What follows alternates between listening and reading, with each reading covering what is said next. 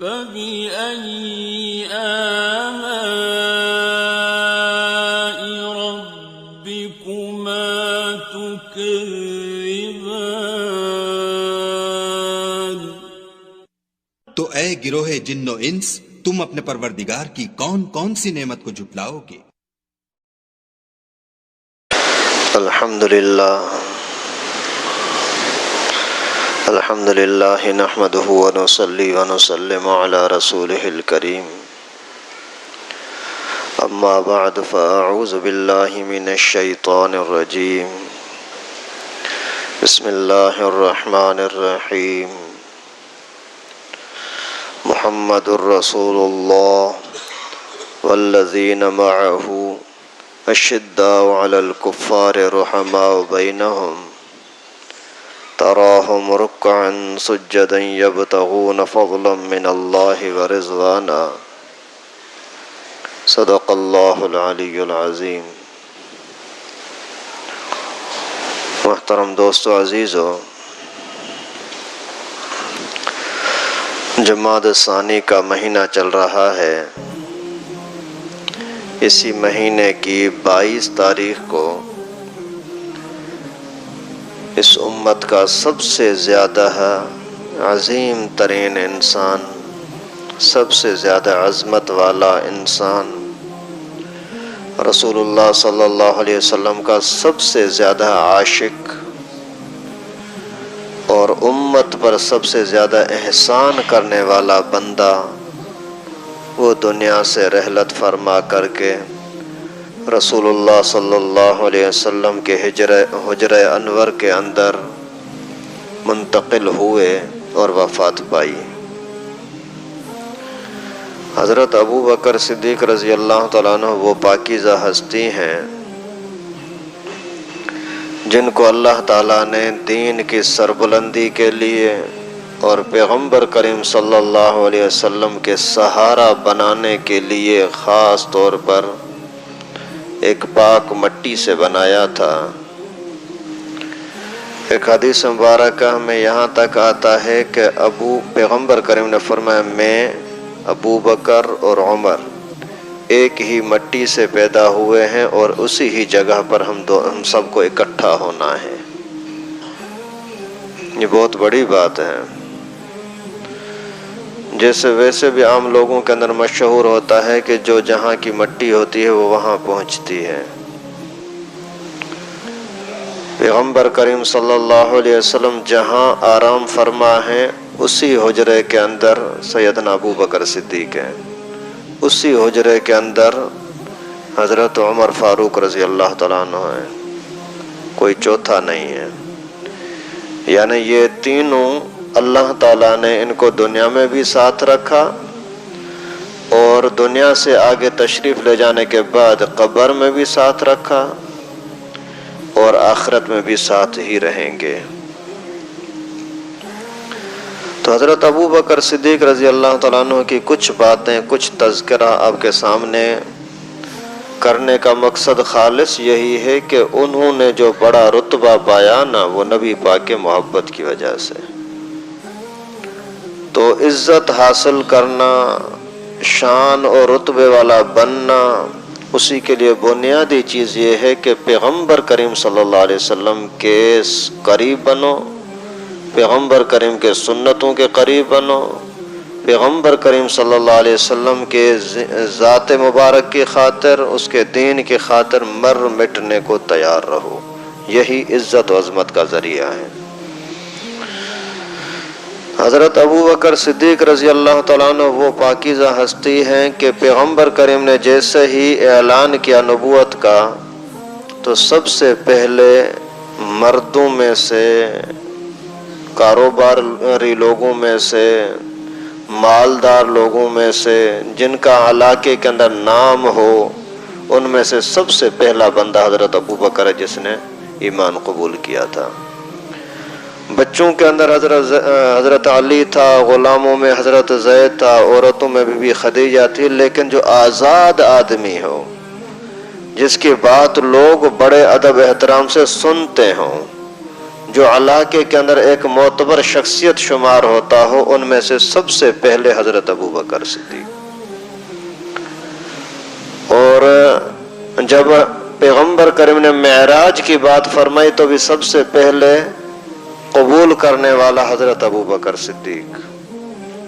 پیغمبر کریم صلی اللہ علیہ وسلم کے ساتھ ہر لمحے ساتھ ہی ساتھ. مفسرین کرام نے اسی آیت کریمہ کے اندر جو میں نے ابھی تلاوت کی، محمد الرسول اللہ والذین معہ اشداء علی الکفار رحماء بینہم تراہم رکعا سجدا یبتغون فضلا من اللہ ورضوانا، تو والذین معہ جو پیغمبر کریم کے ساتھ ہے، تو ساتھ سے مراد ساتھ رہنے والا ساتھی وہ حضرت ابو بکر ہے.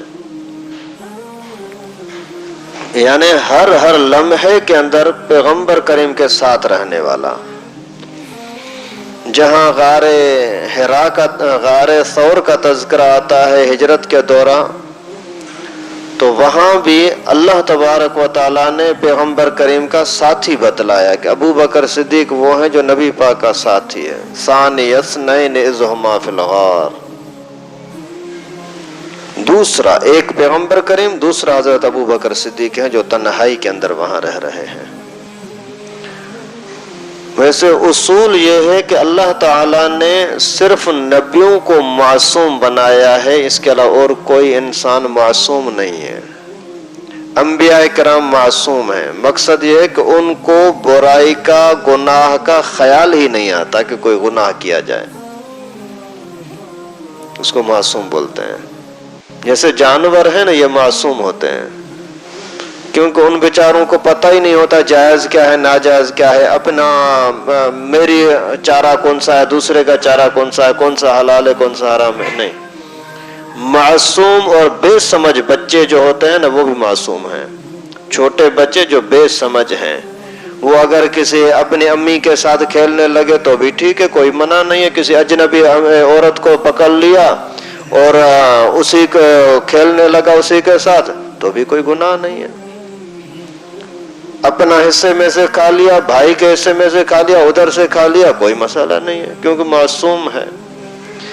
تو ان کے اندر گناہ کا مادہ ہی نہیں ہوتا. تو اسی طرح سے اللہ تعالیٰ نے انبیاء کرام کو ایسا معصوم بنایا کہ ان کا گناہ کی طرف ذہن ہی نہیں جاتا، اتنے پاک ہوتے ہیں. حضرت ابو بکر صدیق رضی اللہ تعالیٰ عنہ نبی نہیں ہے، تو اسی نبی نہ ہونے کے ناطے گناہ کا مادہ، گناہ کی طاقت اس کے اندر ہے. لیکن حضرت شاہ ولی اللہ رحمہ اللہ نے فرمایا ہے کہ حضرت ابو بکر پیغمبر کریم کا اتنا قریب تھا کہ پیغمبر کریم کی صحبت کا اثر یہ ہوا کہ یہ بھی معصوم ہو گیا. اسی کو بھی برائی کا خیال ہی نہیں آتا کہ کوئی گناہ بھی کوئی چیز ہوتی ہے.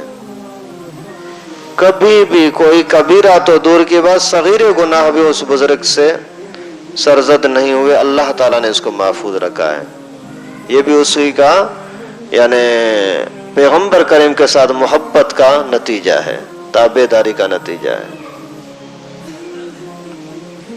جب مکہ مکرمہ کے اندر پیغمبر کریم پر مظالم ہو رہے تھے، اللہ کے نبی نے اعلان کر دیا جس کو جانا ہے جانے کی اجازت ہے، جا سکتے ہو. تو سارے لوگ ادھر ادھر جانے لگے. پیغمبر کریم صلی اللہ علیہ وسلم کی بیٹی وہ بھی چلی گئی پیغمبر کریم کے حکم پر، بی بی زینب رضی اللہ تعالیٰ عنہ. تو خیر منع نہیں تھا، اجازت دی تھی. اسی دوران حضرت ابو بکر صدیق رضی اللہ تعالیٰ عنہ بھی نکلے، لیکن جیسے ہی مکہ مکرمہ سے تھوڑا سا باہر گئے تو آرام نہیں آیا. میں جہاں جا رہا ہوں یہاں نبی پاک تو نظر نہیں آ رہے، تو پھر میرا گزارا کیسے ہوگا؟ لوٹ پڑے. پیغمبر کریم صلی اللہ علیہ وسلم نے پوچھ لیا ابو بکر نہیں گئے؟ اللہ کے رسول برداشت نہیں ہوتا کہ میں آپ کو چھوڑ کر کہیں اور چلا جاؤں. ایک موقع پر اللہ کے نبی صلی اللہ علیہ وسلم تشریف فرما ہے، صحابہ کرام بڑے بڑے شان والے شاگرد موجود ہے. پیغمبر کریم نے پوچھا کہ پیغمبر کریم نے فرمایا مجھے یہ چیزیں پسند ہیں. حضرت ابو بکر نے اپنی جو چیزیں بتلائیں وہ فرمائیں کہ اللہ کے رسول مجھے 3 چیزیں پسند ہیں. النظر الی وجہ رسول اللہ، پیغمبر کریم کے چہرے کو دیکھتا رہوں. وانفاق مالی علی رسول اللہ، اپنا پیسہ پیغمبر کریم پر خرچ کروں. ان تکون ابنتی تحت رسول اللہ عند رسول اللہ، میری بچی پیغمبر کریم کے پاس ہو. یہ 3 چیزیں مجھے بہت زیادہ پسند ہیں. پہلے نمبر پر فرمایا کہ میری نظر نبی پاک کے چہرے پر ہو، یہ مجھے بہت زیادہ پسند ہے. یہ صرف قصے کی حیثیت سے نہ سنیں، نصیحت کی حیثیت سے سنیں. بہت کچھ اس کے اندر، اس جملے کے اندر پڑا ہوا ہے. آپ کو کیا محبوب ہے؟ یہ کھانا پسند ہے، یہ کپڑے پسند ہیں، یہ گھر پسند ہے، یہ بچہ پسند ہے، یہ چیزیں پسند ہیں، یہ مارکیٹ پسند ہے، یہ گاڑی پسند ہے. حضرت ابو بکر صدیق رضی اللہ تعالیٰ عنہ کے بچے بھی تھے، بیوی بھی تھی اور کاروبار بھی تھا، کعبۃ اللہ بھی تھا وہیں. اس کے باوجود کہتے ہیں کہ النظر الی وجہ رسول اللہ، پیغمبر کریم کے چہرے کو دیکھتے رہنا سب سے زیادہ محبوب ہے. تو ہجرت کر کے جا رہے ہیں، نبی پاک کی اجازت سے جا رہے ہیں. نہ جانے کے اندر تکلیفیں ہیں. ابو جہل والے مارتے ہیں، گالیاں دیتے ہیں، تانے دیتے ہیں، تنگ کرتے ہیں، کاروبار خراب کرتے ہیں، ذاتی لحاظ سے حملے کرتے ہیں. اور وہاں جانے کے اندر کوئی خرابی نہیں ہے، اور بھی تو جا رہے ہیں، لیکن وہاں نبی پاک تو نظر نہیں آئیں گے نا. اس وجہ سے مجھے وہ سہولتیں نہیں چاہیے. یہ تکلیفیں برداشت کروں گا لیکن نبی پاک کا دیدار تو ہوگا. ایک موقع پر پیغمبر کریم صلی اللہ علیہ وسلم نے دعوت دی، ان کو سکھایا دین یہ ہے. حضرت ابو بکر نے عرض کیا اللہ کے رسول مجھے اجازت دے دیں، میں جا کر کے کعبۃ اللہ میں بیان کروں. پیغمبر کریم نے منع فرمایا. اس نے پھر اجازت چاہی، پیغمبر کریم نے اجازت دے دی. جا کر کے بیان کیا. جیسے بیان کیا تو دشمن ناراض ہو گئے. ابو بکر تو پھر دوسرا نبی پیدا ہو گیا کیا؟ تو کون ہوتا ہے یہاں بیان کرنے والا؟ آپ کو بیان کرنے کی اجازت نہیں ہے. یعنی مشرک اپنے شرک پر، بت پرست اپنے بتوں کی پوجا کے اندر کتنے پکے ہیں، کافر ہیں، بت پرست ہیں، اللہ کے دشمن. اس کے باوجود اپنے مذہب کے اندر کتنے پکے ہیں. اور افسوس ہے مسلمانوں کے اوپر، اپنے مذہب کے ساتھ کتنے غدار ہیں. وہ اپنے دین کے خلاف کوئی چیز برداشت نہیں کرتے. مسلمان کافروں کی طرف سے برداشت کرنا تو کیا، خود مسلمان اسلام کو کتنا داغدار بناتے ہیں. یہ کیسا مسلمان بنا ہے؟ نہ نماز کی پرواہ، نہ اخلاق کی پرواہ، نہ شرافت کا کوئی احساس.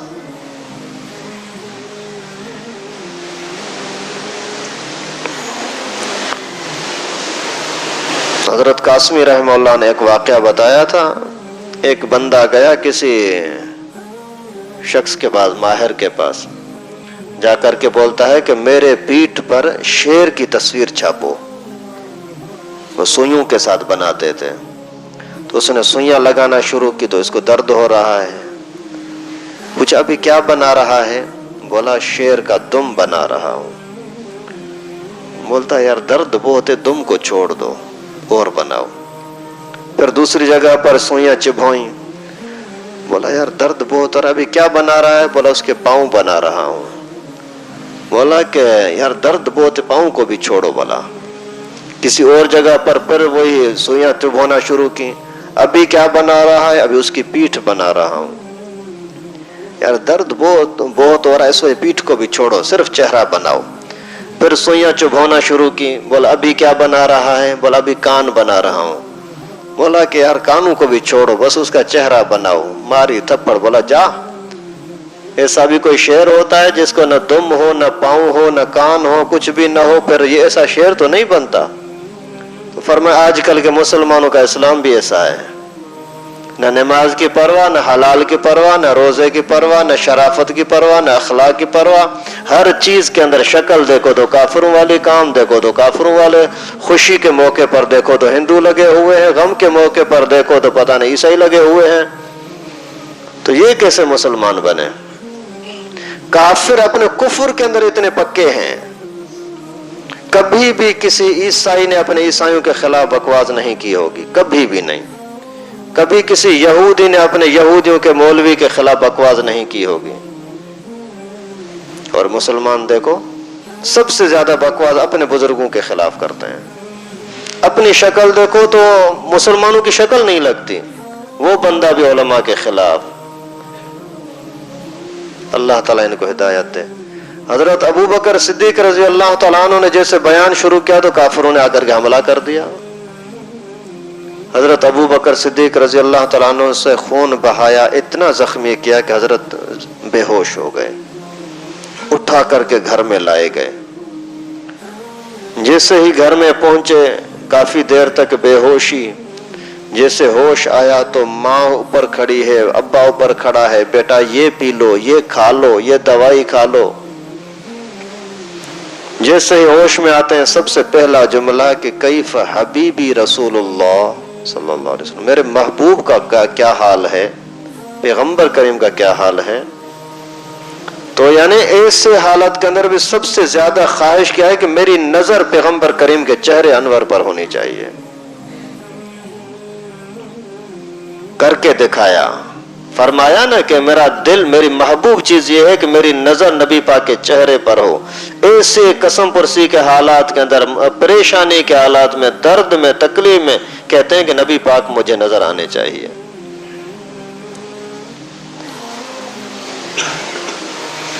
ہر موقع پر ایسا ہی ہوتا رہا. جب ہجرت کا موقع ہوا تو اللہ تعالیٰ نے جو رسول اللہ صلی اللہ علیہ وسلم کے لیے ساتھی چنا نا، وہ ابو بکر کو چنا. کچھ صحابہ کرام حبشہ چلے گئے، کچھ صحابہ کرام ہجرت کر کے مدینہ منورہ چلے گئے. حضرت عمر فاروق رضی اللہ تعالیٰ عنہ جیسے روب تاب والے بندے، بہادر، کھلم کھلا چیلنج کر کے اور ہجرت کرنے والے شخصیت، وہ بھی پہلے چلے گئے مدینہ منورہ کی طرف. لیکن حضرت ابو بکر صدیق رضی اللہ تعالیٰ عنہ اجازت ہونے کے باوجود وہاں نہیں جا رہا ہے کہ میں پیغمبر کریم کو کیسے چھوڑوں گا. خیر جب ہجرت کا وقت آیا تو اللہ کے نبی صلی اللہ علیہ وسلم نے آ کر کے حضرت ابو بکر کو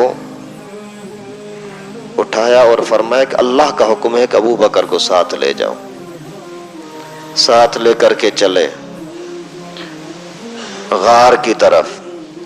ایسا موقع آیا کہ اللہ کے نبی صلی اللہ علیہ وسلم کو کندھوں پر اٹھانا چاہا، اٹھانا پڑا.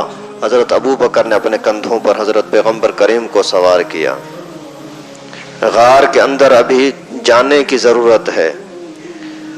پہاڑ غیر آباد ہے، پہاڑوں کے اندر جراثیم ہوتے ہیں، سانپ ہوں گے، بچھو ہوں گے، کوئی جانور زہریلے ہوں گے. حضرت ابو بکر عرض کرتے ہیں اللہ کے رسول آپ یہاں باہر رکے، میں اندر جا کر کے صفائی کرتا ہوں. صفائی ہو گئی، کچھ سوراخ محسوس ہوئے، اپنی چادر کو، کپڑے کو اتار کر کے اور اسی کو ٹکڑے ٹکڑے بند کیا. حضرت ابھی تشریف لے آئے. اللہ کے نبی صلی اللہ علیہ وسلم وہاں تشریف لائے. پیغمبر کریم صلی اللہ علیہ وسلم کے ران مبارک پر اللہ کے نبی کا سر ہے اور پیغمبر کریم آرام فرما رہے ہیں. ادھر سے کوئی سوراخ ایک رہ گیا، اسی سوراخ پر حضرت ابو بکر نے پاؤں رکھا ہے. اندر سے کسی چیز نے ڈسنا شروع کیا. ابھی خطرہ ہے کہ اسی کے پاؤں اوپر کرتا ہوں تو پیغمبر کریم کا آرام خراب ہوگا، پاؤں پڑا رہے تو مجھے درد ہوگا، زہر پڑے گا جسم میں، ڈستا رہے گا یہ جو بھی زہریلی چیز ہے۔ ابھی ایک طرف پیغمبر کریم کی نیند خراب ہو رہی ہے، دوسری طرف میرے جسم میں زہر جا رہا ہے۔ کہتے ہیں زہر جانا برداشت ہے، لیکن پیغمبر کریم کی نیند خراب کرنا برداشت نہیں۔ تو یہاں ایسا ہوا کہ پیغمبر کریم کا چہرہ انور حضرت ابو بکر کی گود میں، اتنے میں ابو بکر کا کام کیا ہے؟ پیغمبر کریم کے چہرے کی زیارت۔ تو آنسو مبارک کا ایک قطرہ پیغمبر کریم کے رخسار پر، جسم اطہر پر جیسے پہنچا تو اللہ کے نبی کی آنکھ کھلی۔ ابو بکر کیا ہوا؟ حضرت یہ پانی آ گیا۔ کیوں؟ بتایا کہ یہ مسئلہ ہے۔ اللہ کے نبی نے منہ مبارک کا پانی اٹھا کر کے اس جگہ پر لگایا، پاؤں پر، اس کا درد ختم، زہر ختم۔ لیکن یہاں اس کی محبت دیکھو، یہاں علماء نے عجیب ایک نقطہ لکھا ہے کہ حضرت ابو بکر صدیق رضی اللہ تعالیٰ عنہ اگر پیغمبر کریم کو جگانا برداشت نہیں کر رہے تھے، پاؤں ہلا نہیں رہے تھے، تو پھر آنسو کو وہاں گرنے کیوں دیا؟ نہ گرنے دیتے نا نبی پاک کے چہرے انور پر۔ تو حضرت ابو بکر کا سارا توجہ تھا پیغمبر کریم کے دیدار میں، کیونکہ اس کی خواہش تھی، پسندیدہ چیز تھی کہ نبی پاک کے چہرے کو دیکھتا رہوں۔ تو اسی چہرے کے دیکھنے میں، اسی مزے میں ایسے لگے ہوئے کہ اس طرف توجہ ہی نہیں رہی کہ کوئی پانی کا قطرہ، آنسو کا قطرہ بھی یہاں آ جائے گا۔ اتنا عشق، اتنے محبت کر کے بھی دکھائی، صرف بولا نہیں، کر کے دکھایا۔ ہر موقع پر ایسا ہی ہوا۔ والذین معہ، جو نبی پاک کے ساتھ ہیں وہ ساتھی ابو بکر ہے۔ آخر دم تک اللہ کے نبی صلی اللہ علیہ وسلم کے ہر مرحلے میں ساتھ ہی ساتھ۔ دوسری بات یہ فرمائے کہ انفاق مالی علی رسول اللہ، میرا مال پیغمبر کریم پر خرچ ہونا یہ محبوب چیز ہے، اور ایسا بھی کر کے دکھایا۔ ایک موقع پر پیغمبر کریم نے اعلان فرمایا، چندہ جمع کرو۔ جمع کرنا شروع کیا، جو کچھ گھر میں تھا ذرہ ذرہ سارا کچھ اللہ کے نبی کی خدمت میں پیش کیا۔ اللہ کے اے میرے حبیب، اے میرے خلیل، اے میرے دوست ابو بکر، بتا تو صحیح گھر میں کیا لایا، کیا رکھا ہے؟ اللہ کے رسول، اللہ کے رسول کا نام رکھ کے آیا، اور کچھ نہیں رکھا۔ انفاق مالی علی رسول اللہ، میرا مال پیغمبر کریم پر خرچ ہو یہ مجھے محبوب ہے۔ یہاں علماء نے حکمت لکھی ہے، نقطہ لکھا ہے، یہ نہیں فرمایا کہ انفاق مالی فی سبیل اللہ، اللہ کے راستے میں میرا مال خرچہ ہو، مسجد بنانے میں میرا مال خرچہ ہو، کعبۃ اللہ کی تعمیر میں میرا مال خرچہ ہو، نہیں، اللہ کے نبی پر میرا مال خرچہ ہو۔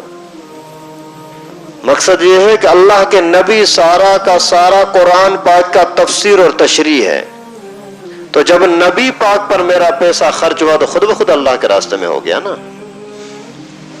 میں اگر بول دوں کہ یہ مسجد کے لیے پیسہ ہے، یہ مدرسے کے لیے پیسہ ہے، یہ اس کے لیے پیسہ ہے، تو میں تو اتنا اچھا نہیں سمجھتا نا جتنا رسول اللہ صلی اللہ علیہ وسلم اچھا سمجھتے ہیں۔ اس وجہ سے میں نے وہ پیسہ میں دے دوں رسول اللہ صلی اللہ علیہ وسلم کو، پھر وہ اس کی مرضی ہے، جہاں چاہے خرچ کرے، اپنے گھر میں خرچ کرے بسم اللہ، مسجد پر خرچ کرے بسم اللہ، جہاد میں خرچ کرے بسم اللہ۔ اسی سے علماء نے یہ مسئلہ بھی لکھا ہے کہ آپ اگر کسی مدرسے وغیرہ کے لیے چندہ دیتے ہو نا، اس میں بھی آپ یہ بول دیں کہ حضرت یہ ہم نے آپ کے حوالے کیا، آپ جہاں مناسب چاہیں وہاں خرچ کرتے رہیں۔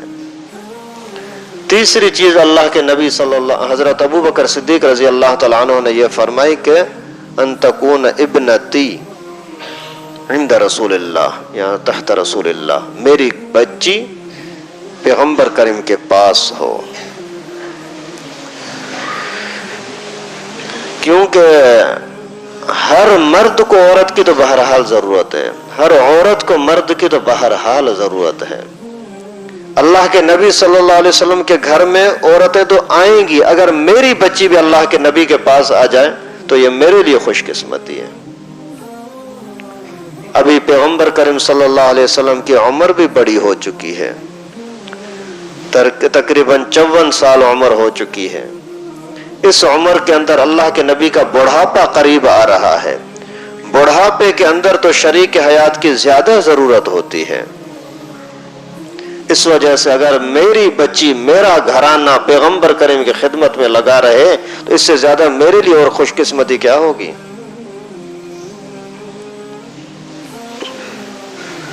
یہاں حضرت ابو بکر صدیق رضی اللہ تعالیٰ عنہ غار ثور میں پیغمبر کریم صلی اللہ علیہ وسلم کے سر مبارک کو اپنی گود میں رکھا ہوا تھا، اور بچی جب گھر کے اندر آ گئی، ابو بکر کی بچی، پیغمبر کریم کی زوج مطہرہ، پوری امت کے مسلمانوں کی ماں، امہات المومنین میں سے ایک عظیم ترین عورت، پھر جب نبی پاک صلی اللہ علیہ وسلم کے ساتھ شادی ہو جاتی ہے نا، تو اکثر امی عائشہ فرماتی ہے کہ پیغمبر کریم میرے گود کے اندر سر مبارک کر کے آرام کرتے تھے۔ کئی مرتبہ ایسا ہوا۔ سفر پر جاتے تو بھی بی بی عائشہ ساتھ ہوتی، سونے کا وقت آتا پیغمبر کریم بی بی عائشہ کے گود میں سو جاتے۔ ایک موقع پر سیدہ عائشہ نے فرمایا، چاندنی ایک مرتبہ پیغمبر کریم میرے گود میں سر مبارک رکھے ہوئے تھے، میری نظر آسمان پر پڑی، ستاروں کا جھرمٹ بڑا خوبصورت لگ رہا تھا۔ میں نے عرض کیا، اے اللہ کے رسول، کیا منظر ہوگا، کیا خوبصورتی کا ماحول ہوگا۔ اسی میں ہمیں بھی سبق دیا جا رہا ہے میاں بیوی کا آپس میں کیسا تعلق ہونا چاہیے۔ خیر، تو اللہ کے نبی صلی اللہ علیہ وسلم سے پوچھ لیا کہ اللہ کے رسول، ان ستاروں کے برابر کسی کی نیکیاں ہوں گی؟ پیغمبر کریم نے فرمایا عمر کی۔ کہ اللہ کے رسول، میرا ابا ابو بکر صدیق؟ تو پیغمبر کریم نے فرمایا کہ اس کی ایک رات کی نیکی جو ہے نا غار ثور والی، وہ اس سے بڑھ کر ہے۔ لاکھوں کروڑوں ارب خرب ستارے ہیں، ان سے بڑھ کر کے نیکیاں ہیں عمر فاروق کی، اور عمر فاروق کی زندگی بھر کی نیکیاں پھر حضرت ابو بکر کی ایک رات بھی اس سے بڑھ کر ہے۔ ایک نیکی دیکھو۔ پھر بھی لوگ بولتے ہیں کہ وہ بھی مسلمان تھے، ہم بھی مسلمان ہیں۔ اللہ کے بندے، تم سوچ بھی نہیں سکتے صحابہ کرام کیسے عظیم اللہ کے رسول کے عاشق تھے۔ اور جب وفات کا وقت تھا نا، تو بھی اللہ کے نبی صلی اللہ علیہ وسلم کا سر مبارک بی بی عائشہ کے گود میں تھا۔ سیدہ عائشہ فرماتی ہیں کہ میرے سینے پر اللہ کے نبی کا سر مبارک رکھا ہوا تھا آخری مرحلے کے اندر۔ تو یہ عظیم الشان حضرت ابو بکر صدیق رضی اللہ تعالیٰ عنہ، یہ عاشق رسول۔ پھر اللہ تعالیٰ نے اسی محبت کا صلہ جو عطا کیا نا، وہ قرآن پاک میں تعریف کی صورت میں آیا۔ اللہ تعالیٰ نے قبر کے اندر بھی ان کو ساتھ رکھا، ابھی یہاں بھی ساتھ ہی تشریف فرما ہے، قیامت کے دن بھی انشاءاللہ ساتھ ہی تشریف فرما ہوں گے۔ تو ایسے عظیم بزرگوں کی صفتیں اپنانے کی کوشش کریں، ان کی خوبیاں، عشق کی، محبت کی، دین کی تابع داری کی۔ حضرت ابو بکر کے زمانے میں کچھ لوگوں نے بولا ہم زکوٰۃ نہیں دیں گے، جب ان کی حکومت آئی زکوٰۃ نہیں دیں گے۔ حضرت ابو بکر صدیق رضی اللہ تعالیٰ عنہ نے فرمایا ان کے ساتھ اعلان جنگ ہے، جہاد کے لیے نکلو۔ بڑے بڑے صحابہ آئے، آ کر کے عرض کیا کہ حضرت چھوڑ دیں، پیغمبر کریم کا صدمہ ہے، وہ ابھی تازہ دنیا سے تشریف لے گئے ہیں، ابھی اگر ہم اسی ایک مسئلے کے اوپر اگر ہم لڑیں گے جھگڑیں گے تو جو بڑے دشمنوں کے ساتھ ہمارے مقابلے چل رہے ہیں وہ کمزور ہو جائیں گے۔ یہ تو اپنے آپ کو مسلمان کہلا رہے ہیں نا، اس وجہ سے ان کے ساتھ جنگ کو چھوڑ دیں۔ حضرت ابو بکر صدیق رضی اللہ تعالیٰ نے فرمایا خبردار، جو کام، جو عمل، جو ایک ایک رسول اللہ صلی اللہ علیہ وسلم کا حکم پیغمبر کریم کی زندگی میں تھا، اس میں سے اگر ایک کو بھی کم کر دیا گیا تو میں اس کو برداشت نہیں کر سکتا۔ حضرت عمر رضی اللہ تعالیٰ عنہ کو ڈانٹا، عمر جاہلیت میں تو بڑا تو طاقتور تھا، ابھی اسلام کے اندر اتنا کمزور ہو گیا، بزدل ہو گیا۔ حضرت عمر فرماتے ہیں اسی جملے پر اللہ تعالیٰ نے میرے سینے کو کھولا کہ ابو بکر جو کہہ رہا ہے سچ کہہ رہا ہے۔ اور یہ امت پر کتنا بڑا احسان کیا، یہ ایک ہی احسان کو اگر آدمی دیکھے، اگر اس وقت میں سب سے پہلا حکمران پیغمبر کریم کے بعد سب سے پہلے جس کو حکومت ملی ہے وہ حضرت ابو بکر صدیق رضی اللہ تعالیٰ عنہ ہے، وہ اگر اس مسئلے کے اندر تھوڑی سی نرمی کر لیتے نا تو آج تک اسلام مٹ چکا ہوتا۔ اس زمانے میں زکوٰۃ کو نکال دیا گیا، پھر آگے دوسرے کسی زمانے میں روزے کو نکال دیتے، پھر کسی زمانے کے اندر نماز کو نکال دیتے، پھر اسلام باقی نہ رہتا۔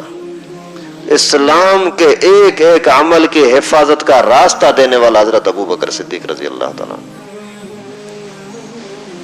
اللہ تعالیٰ سے دعا ہے کہ اللہ پاک ہم سب کو ان بزرگ ترین عظیم ترین شخصیتوں کے نقش قدم پر چلنے کی توفیق نصیب فرمائے۔